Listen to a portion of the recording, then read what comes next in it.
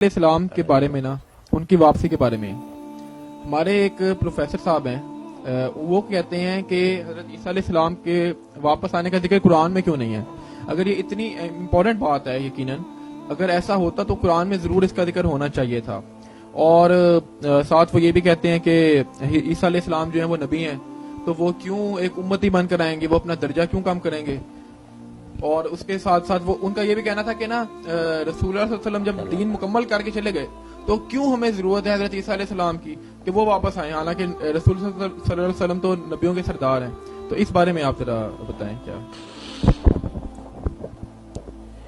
عیسیٰ علیہ السلام کے بارے میں نا جو بات اصولی طور پر ذہن میں رکھنی چاہیے یہ کہ وہ عام انسانوں کی طرح نہیں، ان کے بارے میں نا آدھی سے زیادہ دنیا جو کرسچن کا اعتقاد ہے کہ وہ خدا ہیں، خدا کے بیٹے ہیں، تثلیث کا تیسرا انہیں ثالوث مانتے ہیں، اور اس کے لیے بنیادیں ان کے پاس یہی ہیں کہ وہ بن باپ پیدا ہوئے، زندہ آسمان پر چڑھ گئے، انہوں نے جو معجزات دکھائے، کوڑیوں کو ٹھیک کرنا، مردوں کو زندہ کرنا، یہ ساری چیزیں جو ہے نا خدا کے کام ہیں۔ یہ تین جو بنیادیں ہیں نا، بن با ولادت، آسمان پر جانا، اور یہ معجزات، قرآن پاک جو اللہ کا آخری کلام ہے شرک کی نفی کے لیے آیا، اس کا یہ کام تھا کہ وہ بجائے اس کے کہ خاموشی اختیار کرے، ان باتوں کی کھلی تردید کرے۔ اگر یہ باتیں بالکل بے اصل ہیں مگر اس نے ان کی کھلی تردید نہیں کی، ماننا ہے کہ بن باپ پیدا ہو، تو یہ اللہ کی قدرت کا ایک ظہور ہے، اس سے خدا نہیں بن جاتا، اور حوالہ دیا کہ آدم علیہ السلام بھی بن باپ ماں پیدا ہوئے تھے، وہ خدا ہو گئے۔ اور یہ جو ہے نا کہ آسمان پر چڑھ جانا، یہ بھی کوئی بات نہیں، اللہ تعالیٰ نے ان کی حفاظت کے لیے اگر یہ طریقہ اختیار کیا اور آسمان پر انہیں لے گیا تو اس سے بھی کوئی آدمی خدا نہیں بنتا۔ خاص کر کے یہ کرسچن اور یہودی لوگ جو ہیں ان کے لیے تو مثال ہے کہ وہ یہ بھی مانتے ہیں کہ ہنوک نبی جو ہے نا ادریس، یہ بھی زندہ اٹھائے گئے ہیں اور وہ آسمان پر ہیں۔ یہ بائبل میں اور رات میں بھی اور انجیل میں بھی ہے کہ ہنوک بھی ابھی تک زندہ ہے۔ اس لیے یہ بھی کوئی ایسی چیز نہیں کہ جس میں آپ بے نظیر اور کوئی مثال نہ ہو، ایک دوسرا انسان بھی آسمانوں پر ان کے عقیدہ میں، تو یہ بھی خدا بننے کی دلیل نہیں۔ اور یہ معجزات جو وہاں اللہ تعالیٰ باذن اللہ کہہ کر کہ اگر وہ مردہ زندہ کر رہے تو اللہ کے حکم سے ایسا ہوتا تھا، اللہ جو چاہے۔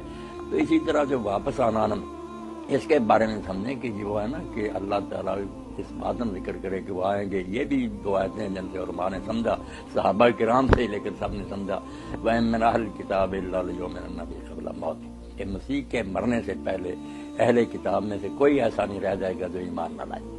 ان کی موت اس وقت ہوگی جب یہ سب ایمان لے آئیں گے۔ اور یہی حدیث میں آتا کہ جب عیسیٰ علیہ السلام دوبارہ آئیں گے تو یہود و نصارہ جو ہے نا یہ سارے کے سارے پھر ایمان لے آئیں گے اور ملت واحدہ اسلام ہی ہوگا۔ اور دوسری آیت سورہ زخرف میں وَإِنَّهُ لَعِلْمٌ لِلسَّاعَةِ کہ وہ قیامت کی نشانی ہے مسیح۔ یہاں یہ میں نے بات کہتے ہیں اللہ کی کرنی ہے، ان کے نزول کی بات ہے کہ وہ آئیں گے دوبارہ تو قیامت سر پر کھڑی ہوگی، پتہ چلے گا کہ اب تھوڑا وقت رہ گیا۔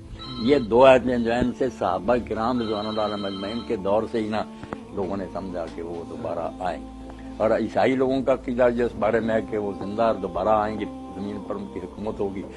اس غلط عقیدے کو اگر یہ غلط تھا تو قرآن کا کام تھا رد کرنا۔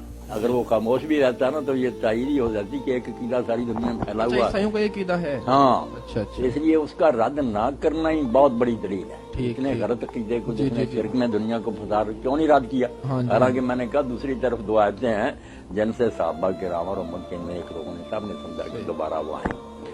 مگر عیسائیوں کا ان کے نزول کے بارے میں یہ عقیدہ کہ ان کا آنا جو ہے نا وہ قیامت ہوگی، کہ وہ آئیں گے، مردے اس وقت سارے زندہ ہو جائیں گے، وہ عدالت کریں گے، مالک یوم الدین اللہ تعالیٰ نہیں ہوگا، اللہ نے بیٹے کو اختیار دیا، وہ جنت و اس کے فیصلے کرے گا۔ ان کا یہ سمجھنا ہے۔ ہم سمجھیں کہ نہیں، یہ تو اللہ کا کام ہے، وہ قیامت سے پہلے آئیں گے اور یہ جو غلط ملتے ہیں ان کا خاتمہ ہوگا، صحیح اسلام دنیا میں پھیل جائے گا، اور جو وعدہ ہے یظہر الدین کلہ، یہ سارے مفسر عالم پھر مانتے ہیں کہ کامل طور پر اس دور میں پورا ہوگا۔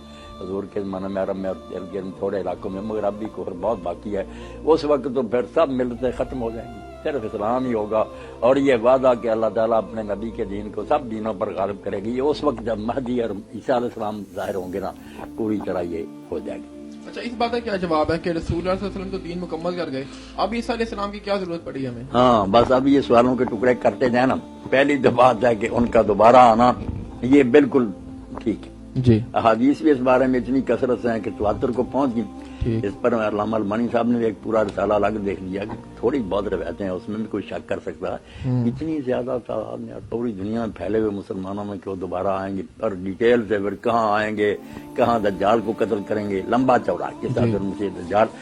باقی یہ کہ دین مکمل ہو گیا، دین مکمل کرنے کے لیے نہ مہدی آئیں گے جی۔ نہ عیسیٰ علیہ السلام آئیں گے، دین مکمل ہی ہے، جی ان کے بغیر ہی مکمل ہے۔ وہ اس مکمل دین کو ہی نہ نافذ اور جاری کریں گے۔ مہدی کے زمانہ میں پوری دنیا میں عدل انصاف کی حکومت قائم ہو جائے گی، وہ حکومت ہی ہوگا، اور عیسیٰ علیہ السلام بھی آئیں گے تو ان کے پیچھے ہی نماز پڑھیں گے، اس لحاظ سے کہ لوگوں کو یہ شبہ ہی نہ ہو کہ شاید پہلی پوزیشن میں ہی آ گئے، حضور کا دین منسوخ ہو گیا۔ نہیں، مہدی کہیں گے بھی یار اللہ آگے آئیں نماز پڑھائیں، کہیں نہیں اللہ نے کی امت ہے، یہ بخشی ہے، میں پیچھے پڑھوں۔